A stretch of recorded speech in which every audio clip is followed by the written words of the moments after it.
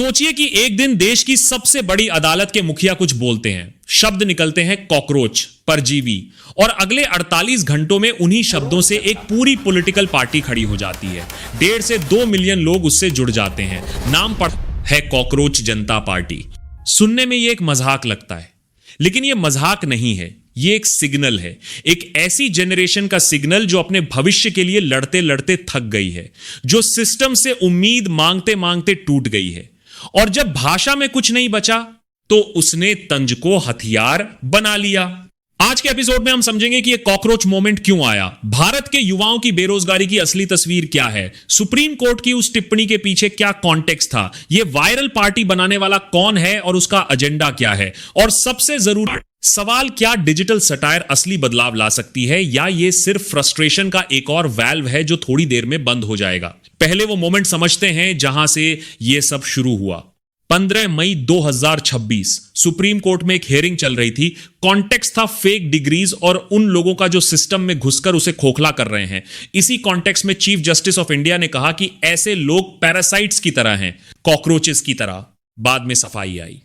CJI ने clarify किया कि उनका इशारा मेहनती युवाओं पर नहीं था, वो उन लोगों की बात कर रहे थे जो फर्जी डिग्री के दम पर सिस्टम में घुसते हैं। उन्होंने कर्मठ युवाओं को देश का स्तंभ भी बताया, लेकिन इंटरनेट पर सफाई उतनी तेज नहीं पहुंचती जितनी चोट पहुंचती है।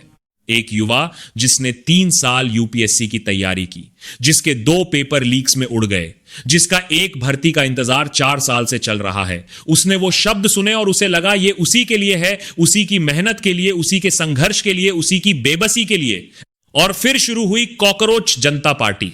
लेकिन ये पूरी कहानी सिर्फ एक वायरल मोमेंट की नहीं है, ये कहानी उस जमीन की है जिस पर यह मोमेंट उगा। CMIE यानी centre for monitoring Indian economy के ताजा आंकड़े देखिए। भारत में 20 से 29 साल के युवाओं में बेरोजगारी दर लगभग 45% के आसपास है, यानी हर 2 में से एक पढ़ा लिखा युवा जो नौकरी ढूंढ रहा है उसे नौकरी है नहीं मिल रही। अब इसके ऊपर पेपर लीक की मार देखिए। 2015 से अब तक देश में 70 से ज्यादा कॉम्पिटिटिव एग्जाम्स में पेपर लीक के मामले सामने आए हैं। NEET, SSC, UPSC prelims, railway, state PSCs, हर जगह। यानी जो युवा सालों मेहनत करता है उसके एग्जाम का पेपर अगर लीक हो जाए तो वो सिर्फ एग्जाम नहीं हारता, वो उन सालों को हारता है, उन रातों को हारता है, उस सैक्रिफाइस को हारता है जो उसने अपने परिवार के सामने की थी। और जब वो इंसाफ मांगने के लिए निकलता है तो उसे क्या मिलता है? लाठी, FIR और बयान की सिस्टम को इंप्रूव किया जा रहा है। यही वो जमीन है, यही वो फ्रस्ट्रेशन है जिस पर कॉकरोच जनता पार्टी खड़ी हो गई। अब इस पार्टी को बनाने वाले को समझते हैं। 30 साल के अभिजीत, बॉस्टन यूनिवर्सिटी से पब्लिक रिलेशंस में मास्टर्स, 2020 से 2023 तक आम आदमी पार्टी की सोशल मीडिया टीम में काम किया। दिल्ली इलेक्शन में मीम बेस्ड कैंपेन्स चलाए थे। सीजीआई की टिप्पणी के अगले दिन उन्होंने एक्स पर एक पोस्ट डाला, एक गूगल फॉर्म डाला। कुछ ही घंटों में हजारों लोगों ने उसे फिल किया और आज इंस्टाग्राम पर 1.5 से 2 मिलियन फॉलोअर्स। अभिजीत साफ कहते हैं ये इलेक्शन लड़ने वाली पार्टी नहीं है, ये डिजिटल रेजिस्टेंस है। कोई रैली नहीं, कोई रोड शो नहीं, बस मीम्स, टॉन्ट्स और वो सवाल जो मेनस्ट्रीम मीडिया नहीं पूछती। और इस पार्टी की एलिजिबिलिटी भी गजब है। पहली घोर बेरोजगार होना, डिग्री हो, रेज्यूम हो, लेकिन ज्वाइनिंग लेटर रास्ता भूल गया हो। दूसरी आलस्य की पराकाष्ठा, देश बदलने का जज्बा हो लेकिन रजाई छोड़ने की इच्छा ना हो। तीसरी 24 घंटे ऑनलाइन रहना, आंख फूट जाए तो भी मोबाइल चलाते रहना। चौथी मीम से निशाना साधने की कला, खबर देखकर गुस्सा निकालना आना चाहिए, ऐसे निशाने से जो सिस्टम को चुभे भी और हंसाए भी। यह सुनकर हंसी आती है, लेकिन ध्यान से देखिए, यह डिस्क्रिप्शन उन लाखों युवाओं से एग्जैक्टली मैच करती है जो आज भारत में है। इसीलिए यह इतनी तेजी से वायरल हुई क्योंकि लोगों ने इसमें खुद को देखा। अब इस पार्टी के घोषणा पत्र पर आते हैं, क्योंकि यहां मजाक खत्म होता है और असली बात शुरू होती है। पहला मुद्दा, रिटायरमेंट के बाद मलाई बंद। मतलब जो नौकरशाह रिटायर हो वो तुरंत किसी दूसरी गवर्नमेंट पोस्ट पर न जाए, ये रिवॉल्विंग डोर बंद हो। ये हंसी में कही बात लगती है, लेकिन हकीकत में यह एक सीरियस पॉलिसी डिबेट है। देश में कितने ऐसे उदाहरण हैं जहां सीनियर ऑफिशियल्स रिटायर होते ही रेगुलेटरी बॉडीज, ट्राइब्यूनल्स या गवर्नमेंट कमिटीज में लैंड करते हैं, जबकि युवा कैंडिडेट्स उन्हीं पोस्ट्स के लिए सालों इंतजार करते रहते हैं। दूसरा मुद्दा, वोट गायब तो जवाब देना पड़ेगा। इलेक्टोरल अकाउंटेबिलिटी, डेमोक्रेसी में जनता वोट देती है और फिर नेता जो चाहे करे, यह बंद होना चाहिए। तीसरा, महिलाओं का 33% नहीं 50% प्रतिनिधित्व। जब आधी आबादी आधे से ज्यादा काम करती है तो रिप्रेजेंटेशन आधा क्यों? चौथा, टीवी स्टूडियोज में बैठकर मुद्दे घुमाने वालों की खबर ली जाए। जब देश में बेरोजगारी है, महंगाई है, तो प्राइम टाइम पर डिविसिव डिबेट्स क्यों चलती हैं? पांचवां दल, बदल बंद। जनता एक पार्टी को वोट दे, नेता जर्सी बदल ले, ये खेल खत्म हो। अब आप बताइए, क्या इन 5 मांगों में से एक भी मांग अनरीजनेबल है? क्या एक भी मांग ऐसी है जिसे सीरियस पॉलिटिकल डिस्कोर्स में जगह नहीं मिलनी चाहिए? नहीं, बिल्कुल नहीं। लेकिन इन्हें मीम की भाषा में कहना पड़ रहा है, क्योंकि सीरियस भाषा में कोई सुनता नहीं। और यहां पर एक बड़ा सवाल उठता है जिसे हम अवॉइड नहीं कर सकते। क्या डिजिटल सटायर असली पॉलिटिकल चेंज ला सकती है? इतिहास में देखें तो सटायर हमेशा से एक पावरफुल टूल रही है। फ्रांस में पहले रेवोल्यूशन से पहले पैम्फलेट्स और कैरिकेचर्स ने जो काम किया वो फॉर्मल स्पीचेस नहीं कर पाई थी। भारत में खुद कबीर, प्रेमचंद और साडत हसन मंटो ने व्यंग को वेपन की तरह इस्तेमाल किया। मॉडर्न दौर में देखें, एआईबी के पॉलिटिकल वीडियोस ने लाखों ऐसे युवाओं को पॉलिटिक्स से जोड़ा जो पहले कंप्लीटली डिसएंगेज थे। लेकिन सटायर की एक लिमिटेशन भी है। ये अवेयरनेस तो बढ़ाती है, कॉन्वर्सेशन तो शुरू करती है, लेकिन अकेले ये सिस्टम नहीं बदलती। जो लोग कॉकरोच जनता पार्टी को फॉलो कर रहे हैं, उनकी असली ताकत तब बनेगी जब वो मीम्स शेयर करने के साथ साथ वोट भी करें, जब वो सिर्फ सोशल मीडिया पर नहीं, पोलिंग बूथ पर भी अपनी उपस्थिति दर्ज कराएं। और यहीं पर एक कॉन्ट्रडिक्टिंग सच सामने आता है। भारत में 18 से 35 साल के वोटर्स की संख्या लगभग 47 करोड़ है। यह इलेक्टोरल फोर्स किसी भी इलेक्शन का नतीजा पलट सकती है, लेकिन इसी एज ग्रुप का वोटर टर्नआउट ट्रेडिशनली सबसे कम रहता है।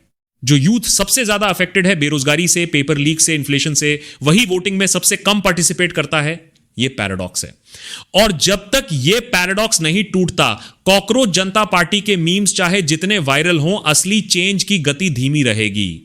अब एक और एंगल देखते हैं जो इस स्टोरी में इंपॉर्टेंट है। अभिजीत का एएपी बैकग्राउंड। कुछ लोग सवाल उठा रहे हैं कि यह किसी पॉलिटिकल एजेंडा का हिस्सा है, और यह सवाल उठाना गलत नहीं है। स्केप्टिसिज्म डेमोक्रेसी की जरूरत है। लेकिन एक बात भी ध्यान में रखिए, जो मैसेज वायरल होता है वो इसलिए नहीं होता कि उसके पीछे कोई स्ट्रैटेजी है। वो इसलिए होता है क्योंकि वो मैसेज उस फीलिंग को आर्टिकुलेट करता है जो लाखों लोगों के दिल में पहले से थी, लेकिन जिसे शब्द नहीं। वो 1.5-2 मिलियन लोग इसलिए नहीं जुड़े कि किसी ने बुलाया था, वो इसलिए जुड़े क्योंकि उन्हें लगा ये मेरी बात कर रहा है। और ये फीलिंग, ये सेंस ऑफ बीइंग अनहर्ड, ये किसी एक पार्टी की फेलियर नहीं है, ये एक सिस्टेमिक फेलियर है जो दशकों में बनी है। तो फिर असली जिम्मेदारी किसकी है? आंकड़े देखिए। 2014 से 2024 के बीच इंडिया में मैन्युफैक्चरिंग सेक्टर में फॉर्मल जॉब्स की ग्रोथ जितनी होनी चाहिए थी, उसका फ्रैक्शन भी नहीं हुई। गिग इकोनॉमी बढ़ी, लेकिन गिग वर्कर्स के पास ना सोशल सिक्योरिटी है, ना पेंशन है, ना जॉब सिक्योरिटी। स्टार्टअप बूम हुआ, लेकिन मैस एम्प्लॉयमेंट जो उससे बनना था वो नहीं बना। एजुकेशन में इन्वेस्टमेंट देखिए, इंडिया अभी भी जीडीपी का लगभग 2.9% एजुकेशन पर खर्च करता है। इंटरनेशनल रिकमेंडेशन है 6%। जब इंफ्रास्ट्रक्चर कमजोर होगा तो डिग्री की क्वालिटी कमजोर होगी, डिग्री कमजोर होगी तो एम्प्लॉयबिलिटी कमजोर होगी, और जब एम्प्लॉयबिलिटी कमजोर होगी और जॉब्स नहीं होंगी तो जो जनरेशन इस स्क्वीज में फंसी है वो क्या करेगी? वो कॉकरोच जनता पार्टी बनाएगी। यहां पर एक और बात कहना जरूरी है। सुप्रीम कोर्ट की ओरिजिनल टिप्पणी के कॉन्टेक्स्ट को हमें फेयर रहकर देखना होगा। सीजेआई ने जो कहा वो फेक डिग्रीज वालों के बारे में था। यह एक लेजिटिमेट कंसर्न है। सिस्टम में अयोग्य लोगों की भर्ती एक रियल प्रॉब्लम है। लेकिन प्रॉब्लम यह है कि जब आप किसी इंस्टीट्यूशन पर भरोसा खो देते हैं, जब आपको लगता है कि सिस्टम आपके साथ नहीं है, तो उस इंस्टीट्यूशन के हर बयान को आप उसी रोशनी में देखते हैं। और भारत में आज लाखों युवाओं का कोर्ट्स पर, सिस्टम पर, इंस्टीट्यूशंस पर वो ट्रस्ट कम हुआ है। पेपर लीक्स होते हैं, एफआईआर हो जाती है लेकिन जस्टिस नहीं मिलती, भारती निकलती है, एग्जाम होती है, रिजल्ट आता है, लेकिन ज्वाइनिंग नहीं होती। इस एनवायरनमेंट में एक शब्द कॉकरोच न्यूक्लियर एक्सप्लोजन की तरह रिएक्ट करता है, क्योंकि जमीन पहले से तैयार थी। तो इस पूरी कहानी से हम क्या लेकर जाते हैं? पहली बात, कॉकरोच जनता पार्टी एक सिम्टम है, डिजीज नहीं। डिजीज है वो सिस्टेमिक फेलियर जो एक पूरी जनरेशन को अनहर्ड और अनसीन महसूस करा रही है। दूसरी बात, डिजिटल सटायर एक पावरफुल वॉइस है, लेकिन यह वॉइस तब और पावरफुल होगी जब यह सोशल मीडिया की दीवार से बाहर निकले। पोलिंग बूथ्स पर, लोकल गवर्नेंस में, सिविक एंगेजमेंट में। तीसरी बात, जब एक देश का युवा खुद को कॉकरोच कहने पर आ जाए तो यह उस देश की लीडरशिप के लिए एक मिरर है। इस मिरर को तोड़ने से काम नहीं चलेगा, इसे देखना होगा। और चौथी बात, अभिजीत और वो 1.5-2 मिलियन लोग जो इस पार्टी से जुड़े हैं, वो एंग्री हैं, हां, थके हुए हैं, हां, लेकिन वो इंगेज भी हैं, वो बात कर रहे हैं, वो सवाल पूछ रहे हैं। और जब तक एक जनरेशन सवाल पूछ रही है तब तक उम्मीद बाकी है। कॉकरोच कहने वाला जानता है कि यह शब्द चुभता है, वो इसीलिए इसे यूज कर रहा है क्योंकि उसने वो चुभन पहले खुद महसूस की है। अब सवाल यह है कि जिन्हें यह चुभता है वो पॉलिसी में बदलाव लाते हैं या सिर्फ स्टेटमेंट्स में। आप बताइए, क्या आपको लगता है ये डिजिटल रेजिस्टेंस असली बदलाव का रास्ता है या ये फ्रस्ट्रेशन का एक और वैल्व है जो थोड़ी देर में बंद हो जाएगा? कमेंट में बताइए।